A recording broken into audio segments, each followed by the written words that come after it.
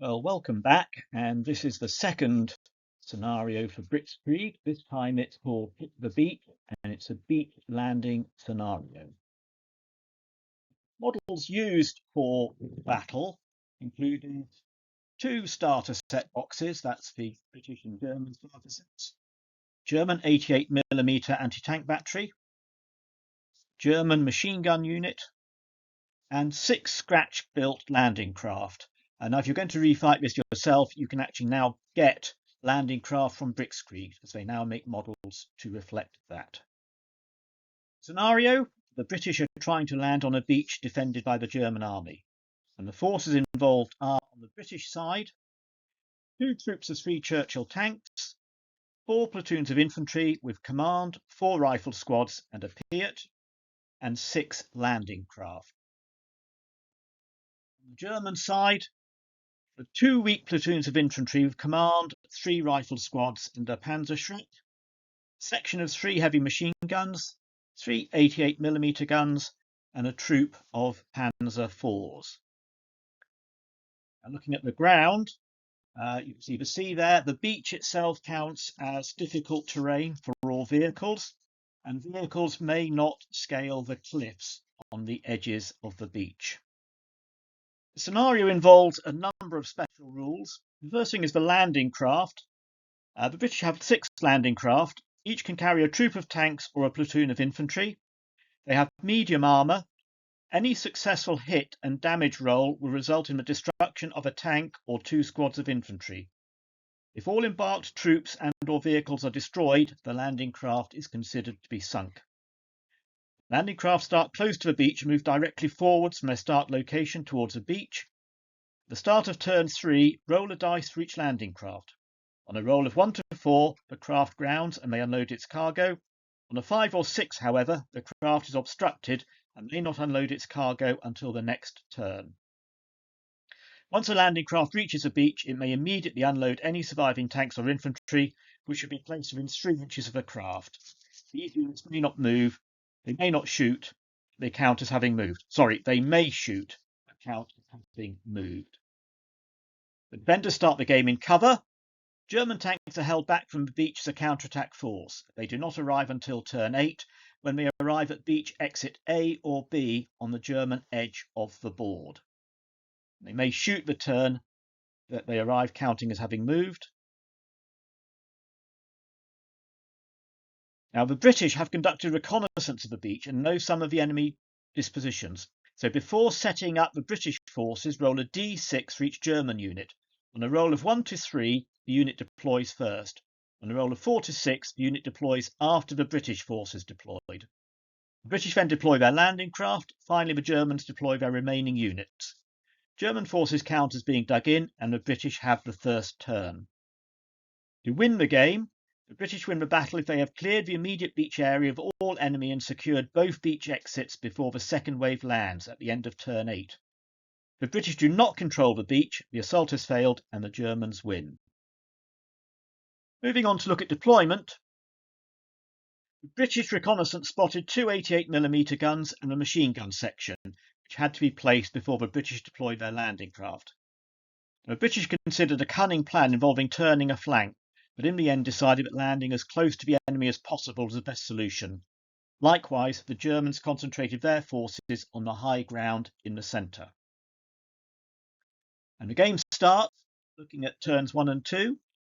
British landing craft neared the enemy coast, taking damage from the German 88mm guns. Concentrate on the craft carrying Bravo troop and destroyed 2 tanks in the landing craft. Turn 3, British landing craft arrived, lesser craft carrying platoons 2 and 3, which had to manoeuvre around enemy obstructions and would not be able to land until turn 4. Troops were unloaded, and a very lucky long-range shot accounted for a squat in 2 German platoon. The German response, however, is fierce. The last tank in Bravo troop was destroyed as it was being unloaded, and 1 troop from Alpha troop was forced to bail out. 1 squad from 4 platoon is also destroyed. Turn 4, British tanks advance and fire ineffectively at the 88mm guns. 1 and 4 platoons charge forwards across the open beach to close the range with the enemy. 2 and 3 platoons land and disembark from their landing craft. The bailed out tank from Alpha Troop fails to recover.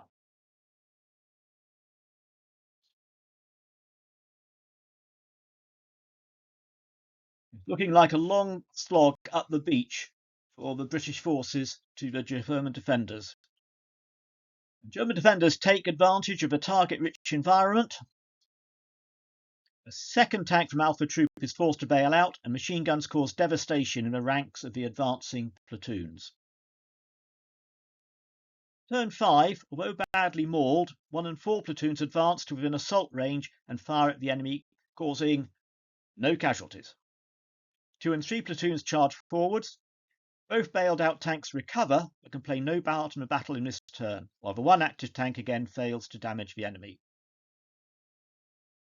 The enemy responds by knocking out one of the recently recovered Alpha Troop tanks and reducing both 1 and 4 platoons to just their command squads. Both heroically pass their bravery tests.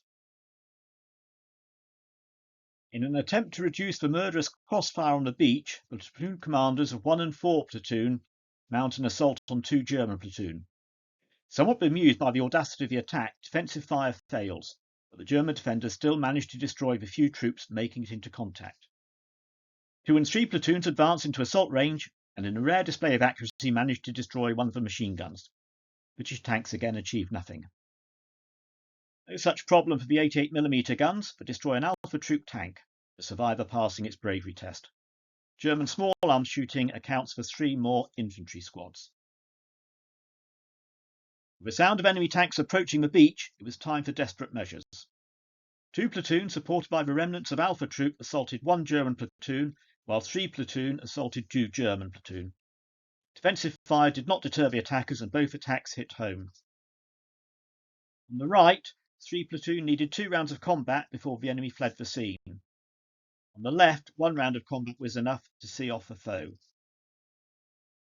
German response was again swift, with an 88mm gun accounting for the last tank and small arms fire taking out more infantry. Remnants of 2 and 3 platoons took casualties from defensive fire as they assaulted the machine gun section, but managed to pass bravery test and dispatch the machine gunners. With no protecting infantry left, the 88mm guns were getting pretty twitchy. In their turn, the 2 German platoons that were fleeing failed to rally and exited the battlefield. However, the panzers that had been held in reserve arrived this turn and trained their guns menacingly on the remnants of the British invasion force. Recognising that the mission had failed, the few British survivors melted into the sand dunes to try to reach safety. Success for the German defenders. So, some post-battle thoughts. First of all, those 88mm guns and machine guns were tough, particularly when crossing the open ground at walking pace. Playing the game again, I'd give the attackers some indirect fire support from off-board naval vessels to reduce the enemy supremacy. Alternatively, the number of 88mm and machine guns could be reduced. Other options would be to lay a smoke screen, perhaps reducing the chance of a hit by 1, or adding some of the funnies actually introduced on D-Day, notably the bunker-busting Avries. Anyway, great fun was had by all, and I hope you've enjoyed this battle report.